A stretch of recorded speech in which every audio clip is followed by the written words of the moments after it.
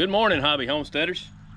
All right, today we've got a full day ahead of us. We've got a lot of bush hogging to do, some weed eating. We're gonna clear some trails and get everything cleaned up on the hill. I'll show you kind of an update on the pond. We went ahead and put some more blue dye in it, got it looking good again. We're gonna plant some pumpkins, watermelons, cantaloupes, honeydew melons, and all that in a new plot that we tilled up. I'll show you the Land Pride Rotary cutter in action. When I bought my Kubota BX23S, I got the belly mower with it, and I bought the rotary cutter to go with it. And this is an RCR1248 rotary cutter, so it's a 48-inch rotary cutter. The little tractor handles it perfectly, does a really good job. Now, you definitely want to run your front end loader when you're running the rotary cutter because you need the ballast to offset the weight. But yeah, it does a great job. I'm able to keep my trails all cleaned up and looking good, so that works out great. I'm real happy with it, so that's good.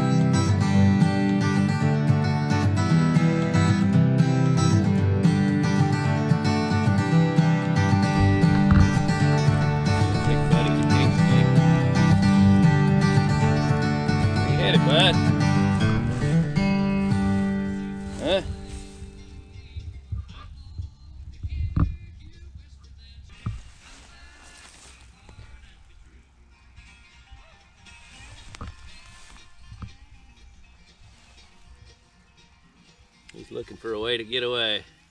We see him down here quite often. He's a pretty cool little snake. So progress has been impeded a little bit because we got a new rope on the weed eater here, which is real cool, and it worked twice, and now it's hung up. So I'm gonna take this apart and figure out what's going on.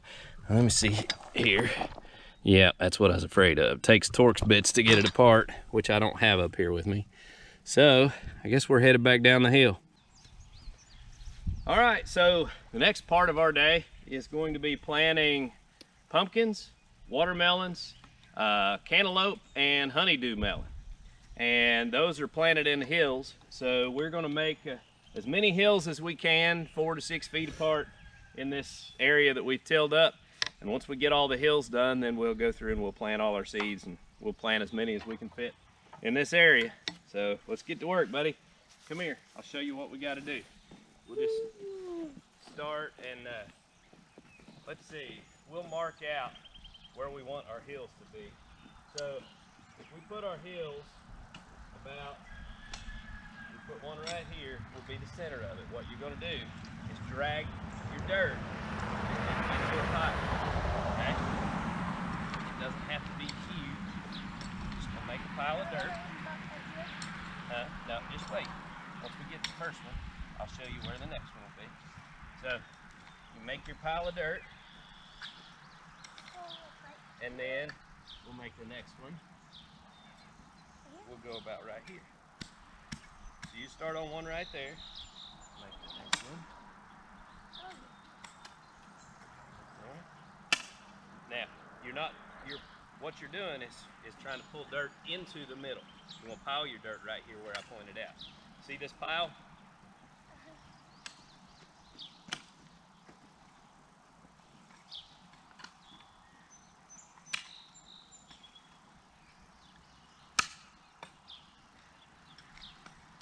You want to make a pile just like that, okay?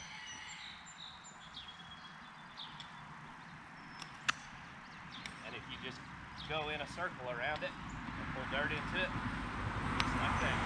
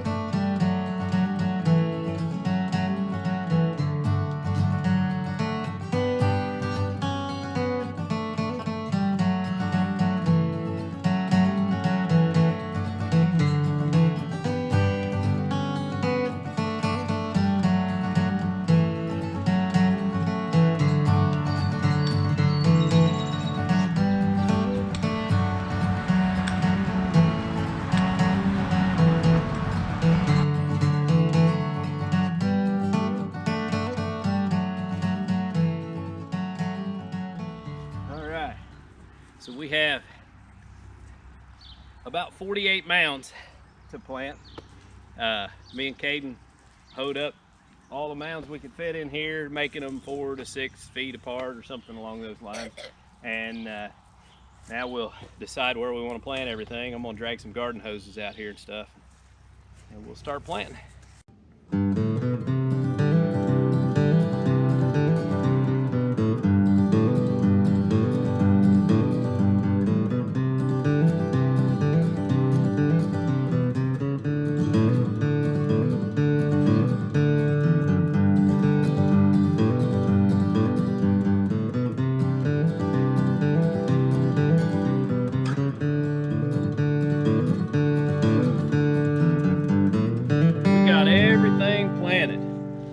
What was your favorite part?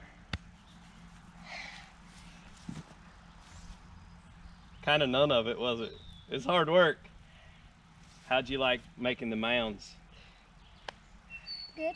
What was the best tool?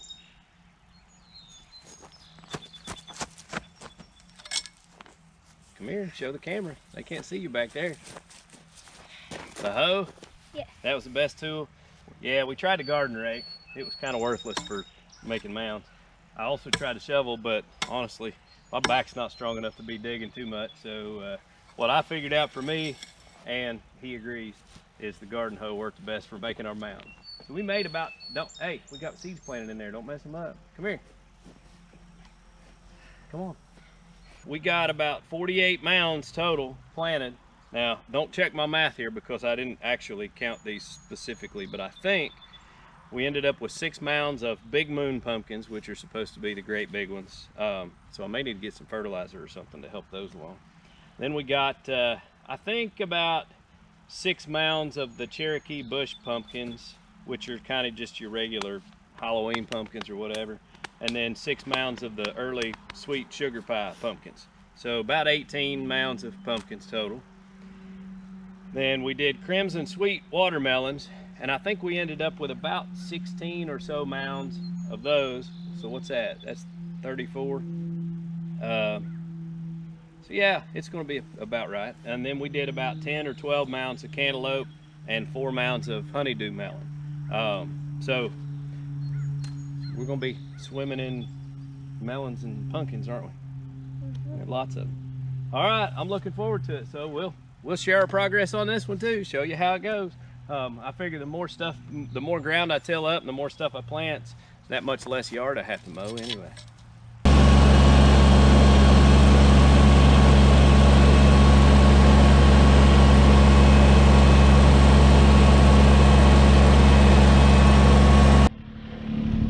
Here's our food plot, and our corn is coming up.